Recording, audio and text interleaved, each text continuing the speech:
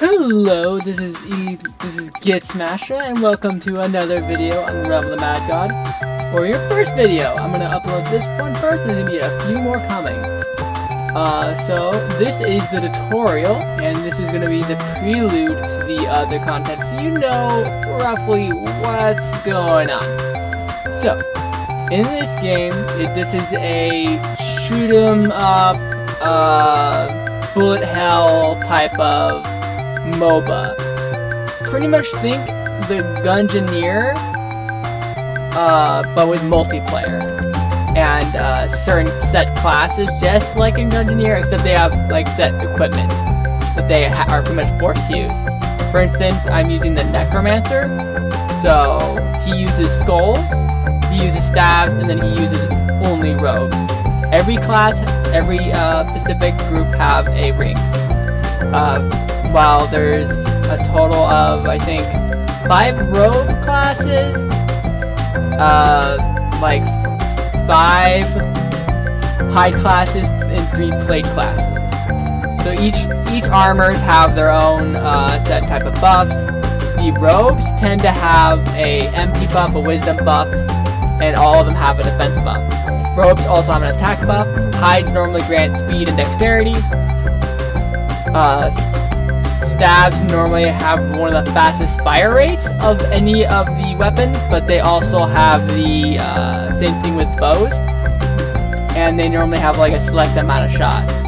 So staves normally have 2 shots each. So also, this game, when it comes to gear, works based off tier system.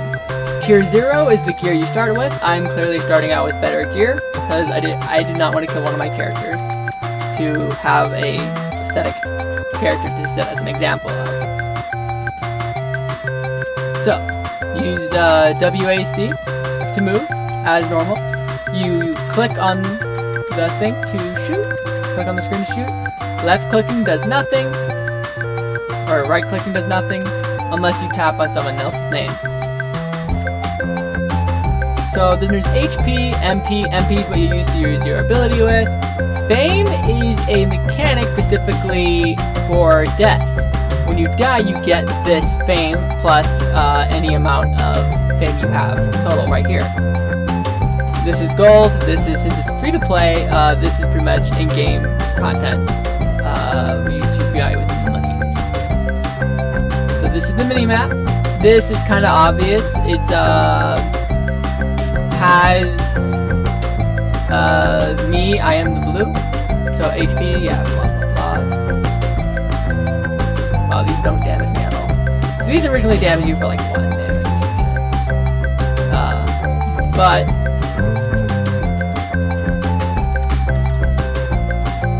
so this is the tutorial. I think I already said that. Anyway, but so these are health potions right here. These are red down here. It's health potions. This right here is mana potions. They both have hotkeys, in which case, where is it? Is there an options menu?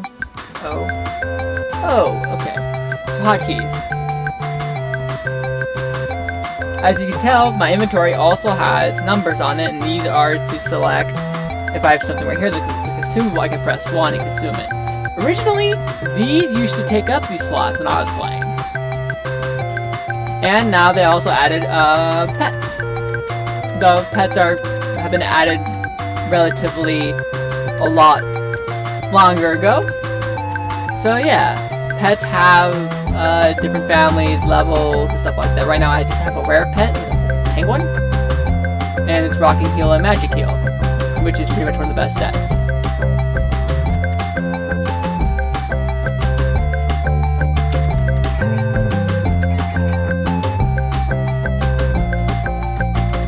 Yeah, I already said that. Okay, so the max equipment, so you see this? This is tier 0. This is pretty much garbage. This is the beginner gear that they give for you free. Death is permanent in this game. If you die, you lose that character and everything he has. So you can press R to go in the Nexus. The Nexus is pretty much this version of the hub world. pets stay forever. Dogs. Panda in there. I haven't seen a panda. I've seen a duck though. Okay. So X allows you to shoot forward, so that way you can see your projectiles. Unlike here, because my projectiles go pretty dang far, as you can tell. So for certain classes, this is completely pointless. Other times, it's, like, not very useful.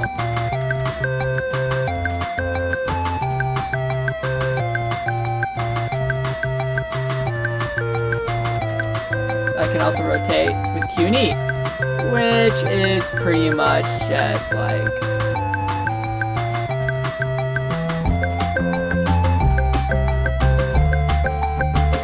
Can't really see that all too well. I can see good job, and that's it.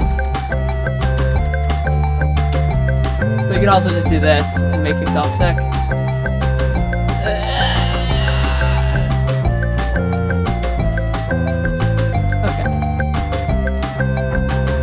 I'm going the wrong way. Okay. Anyways, that's pretty much the basics. But there's a lot more other things. So these guys are the first ones to drop health potions. Nexus explanation. There is shops and tons of things in the Nexus. So the guild, we have a guild. So might as well. Join a guild, but you can go adventure with your friends. But grow fame with each one you go to. Pretty much you then, a percentage, the fame you die with goes also splits into guild fame. So then you also have like a big pool there. The vault is pretty damn explanatory. This is where you go to keep your stuff. I can actually just take stuff. Kind of funny. So the vault is a lot bigger than this, but this, I pretty much have, I think 6 chests? 6 chests right now. So this chest is pretty much mainly for login rewards and stuff like that. Which I didn't know when they added login rewards, but login rewards is probably one of the best things they probably could have added to this game. This game is very grindy, so logging in every day at an X amount of time and just playing for a little bit is pretty good. So, change characters, that's kind of obvious. This one, I believe, there's a few things that should be done with the game, in my belief, for honest opinion. So this is, like, you just buy stuff. So backpack is the one I'm tempted to buying, but I won't. So these are skins. I have a skin right now, it's called the Necromancer, or the Voodoo Doctor.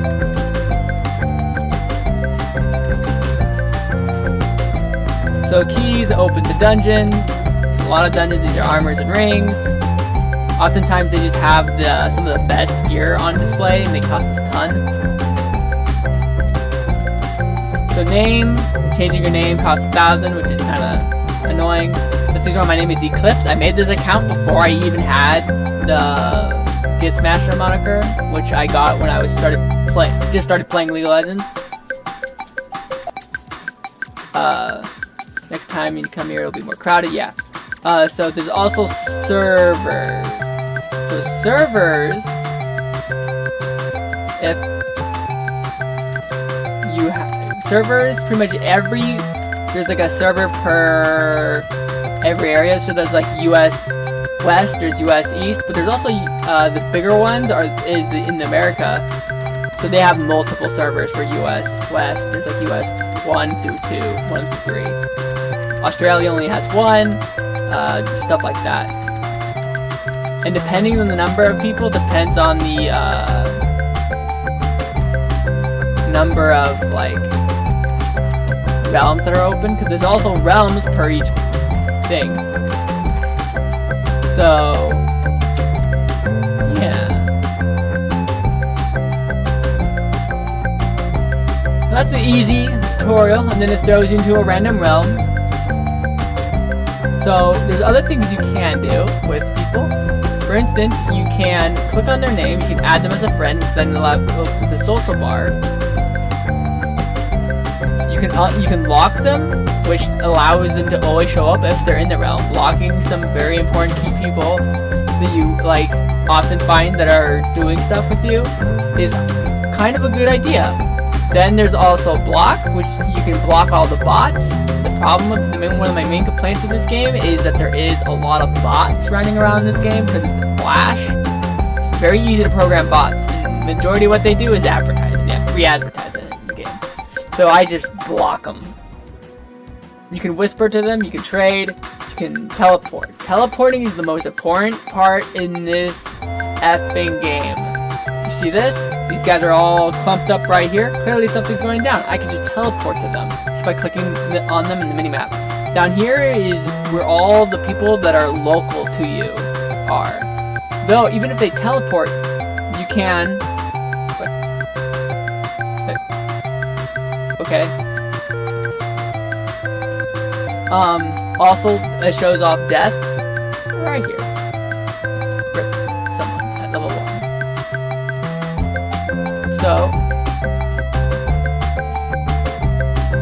So right now it shows rank. Rank is pretty much based off of how many stars you have. Stars is by completing objectives.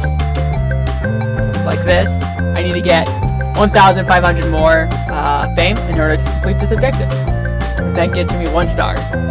They're a lot easier when beginning. So this character is like 4 star, I think. So in order to get my last star for this character, or is this my 4th star? I don't really know. But I think this might be my 5th star for this character, which means they'll have no more objectives. So there's a lot of classes. So I'll be going through the classes to show you how many there are.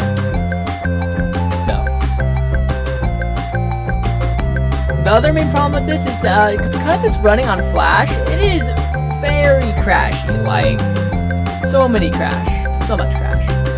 So right now I'm using a majority of my characters' deaths as inventory, and I'm slowly maxing them out.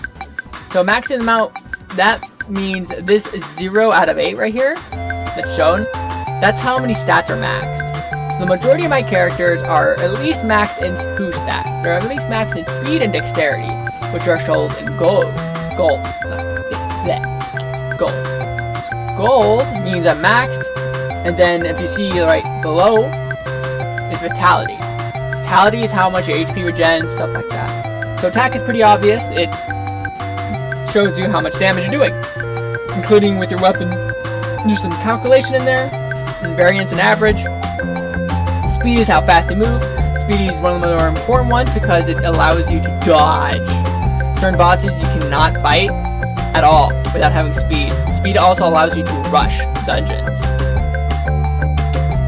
Wisdom is your MP regeneration. Dexterity is how fast you shoot your weapon. And defense is kind of obvious due to damage taken. The highest defense classes are the plate classes. The highest DPS classes are the staff classes normally. So here you are. Here's all. Yeah, that's right. That is my last star. So, here's all the classes. Each one of these guys have a unique tier ability to themselves, but they all then share gear depending on which group they are in for certain classes. For instance, Rogue, Assassin, and Trickster all use hide and daggers. They're all the same when it comes to that aspect. But the Rogue has a stealth ability that makes them go invisible. Assassin throws a poison like AoE that then damages people over time. The Trickster can teleport and creates a decoy. So that's the main difference between them. There's also max stats. For instance, max stats, so each character also normally has a different max stats values. For instance, the wizard can have a max stat of 75 attack and 75 dexterity, making him one of the best overall DPS classes in the entire game. But he also misses out on a few other things. For instance, he only has a stat of like 70 wisdom. The necromancer swaps the max stat of dexterity with 75 with wisdom, but he has a 70 dexterity instead of 75, which means he's a little bit less damage, but he also has a little bit more wisdom and MP regeneration. So the staff users are wizard, necromancer, and mystic. However, there's also the other two, priest and sorcerer, that also share their robe. Robes have the lowest defense, but also have some more utility to them. It gives you more MP and wisdom. And on the higher tiers, a little bit some more attack. Hide is also shared with huntress and archer. Archer and huntress are the only two bow users, but they're normally one of the other highest DPSs. Archer and huntress share a thing where they actually have some of the lowest stats overall, averagely throughout any of the classes, but the bows fire multiple shots and very fast. You don't need that much high of a dexterity to get really good at DPS with these guys. While Archer and Huntress, pretty much the only thing they share is, the other thing is, when it comes to stats, is they only have a 75 attack stat. So pretty much if you look up online, you just see like all these guys, then it's they'll show you like bars that are maxed at and what have you. So the other stats that are some of the highest for the other classes that I haven't really talked about are the wand classes. Wands are normally pierce-based classes, so they're normally like snipers. They're all lowest on the DPS scale. However, priest is pretty much necessary because it's this is one of the few healers in the game. The other healer is the necromancer, but he relies off of enemies to have a good heal. Priest is naturally have a good heal, but he swaps it out for a lot less DPS. The only other heal is Paladin, but he's a heal over time effect. So versus certain bosses, it's really effective versus other bosses, not so much. Paladin, Knight, and Warrior are the closest range classes with swords. They have one of the highest damaging base weapons in the game, but they normally trade it off for safety. So a warrior and a paladin and a knight can honestly out DPS a wizard and a necromancer sometimes, but they trade it off for actually being able to tank hits and stuff like that. So knight is one of the more important classes in the game because he has the highest defense stat at 40. Everyone else has a defense stat, max defense stat without modifiers and armor as 25. He has 40. So he has an extra 15 defense overall with everyone, and he's in plate, which plate also has the highest modifiers of defense of all the armors. Paladin has a 30 defense stat, so he has plus 5. Warrior is probably one of the highest DPS class in the game because he has a dexterity buff and from his helm that he gives to the entire area. So he's like, he's very useful when you're in groups. Now, I'm not going to explain everyone because I'm like running out of breath. But there is some merit to try to pick and choose who you want to play as. And it's relatively based off of player style. Depends on who you really like to play as. I of course love the necromancer because he has the max. You can clearly tell I play him the most. He has 4 stars versus everyone else because he's pretty much a good middle of the road, I believe, and he's just fun to play. So that is going to be all for this video. I've talked a lot. There's a lot more things to explain. For instance, I haven't even gone into the overworld and how the events go on and off. But that is a video for another time. I hope you've had a fun time learning about this game and the basics of it.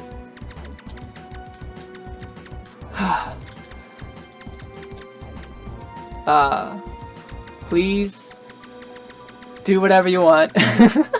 Have a great day.